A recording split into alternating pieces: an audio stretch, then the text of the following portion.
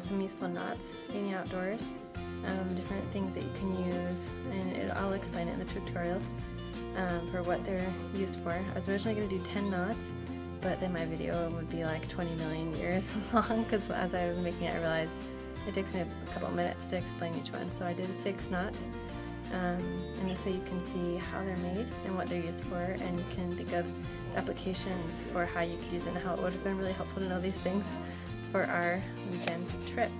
Enjoy! Okay, so the first knot we're going to do is called the anchor or fisherman's bend. To get that one started, I've got a loop here, because this one is often used, or it was originally used to tie like anchor ring on sailing boats and stuff, so it can be used for like mooring small boats and things like that. But the knot can be really useful in general because, like it says on that little sticky note over there, it's one of the strongest ones that won't slip or jam, so that can be really useful. Okay, so you're going to want the standing end up here. That's the standing end, and then your working end in your right hand. I'm doing all this right-handed, sorry guys if you're lefties. You can get a book and figure out how to do it lefty or something. So you got your standing end, your working end. You're going to take your working end around the back of the standing end, or sorry, no, you loop it through one time, and then you go back around the standing end, and then you loop it through here, and then you pull it tight. And then also, if you want to secure it a little bit better, you could do an extra half hitch around the standing line. So that one is the anchor or fisherman's bend. Pretty cool. Okay, so this one is called the timber hitch. This one's super useful for hauling, like it says on that tiny little sticky note back there, for hauling logs, timbers, heavy pipe, or other cumbersome objects that you just can't really pick up. This would be really good for relocating like firewood or things for your shelter. I am not capable of bringing a giant log in here even with this knot, so I'm going to be using my Nalgene bottle here. So we'll have to use our imaginations, pretend that this is a giant cumbersome log. So I'll set this up here. You've got your working end and your standing end, so you'll just have to lift it up just a tiny bit to get the rope underneath, and then you wrap it around so this line stays over here. And I'm just going to bring this over this other side, so this will be a lot longer.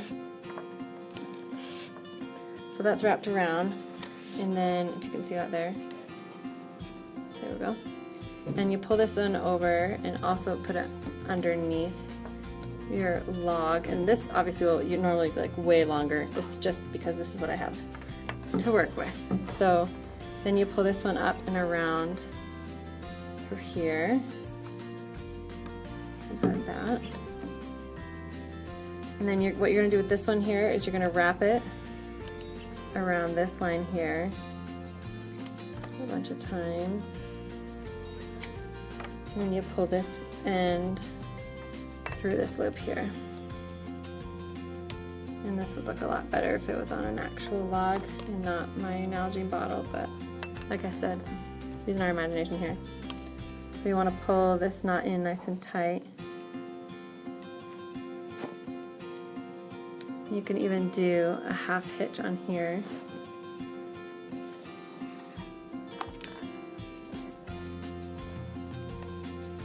And then what will happen normally is that this will be a lot longer, but then you'll have these with the tension, it'll pull this tight around the log,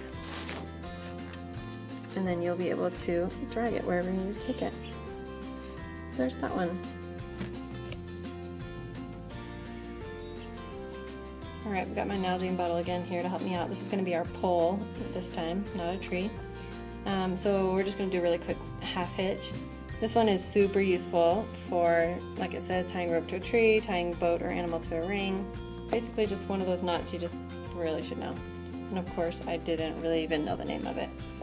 So what we do for this one is we are going to go take the working end and go around the back of the pole, and then we can wrap it around here. Let's get you a better view.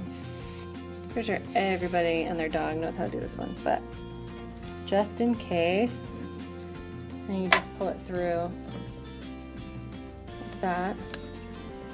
And then of course if you do it like that, it's not going to stay. So you want to do another half hitch there. You could even do another one, but we'll just leave it with one. So there you can see that a little bit better. So you have your one half hitch. Okay, so this one is kind of common sense for a lot of people, but just in case, this one is a quick release or slippery loop, which is really helpful for, especially like in the mornings if you set up camp and then in the morning you need to pack up really quick, and you want to get your knots untied in less than 5 million hours. This can be just a really helpful skill to know. So let's say we got a knot on here, and instead of taking this and pulling it all the way through and like maybe doing another half hitch and making it really tight and kind of hard to get off, what we'll do when we do the second half hitch here is we make a loop. And put the loop in there and then you pull that through. So then you have like a quick release mechanism, and obviously like I would tie that a little bit tighter, but just so that I can show you here. This way you can just pull this and it'll untie the knot for you. It's really simple.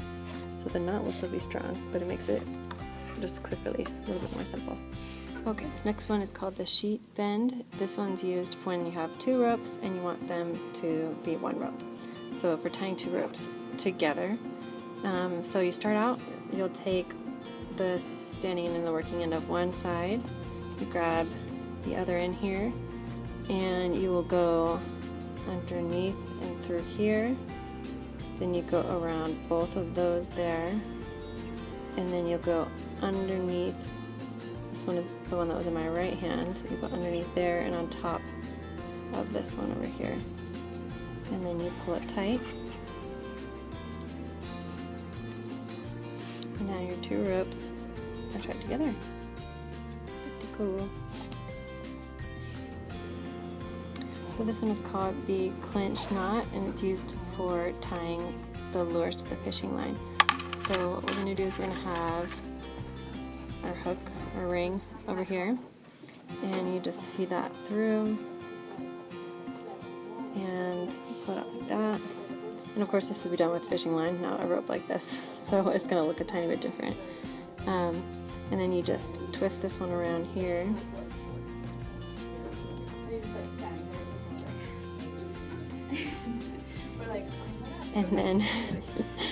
And then you pull this one through this loop here, finish it up, and then you cinch this up here.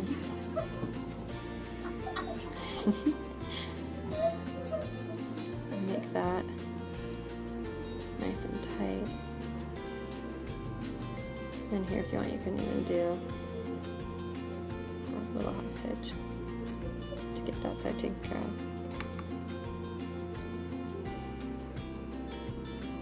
And that is what that one will look like.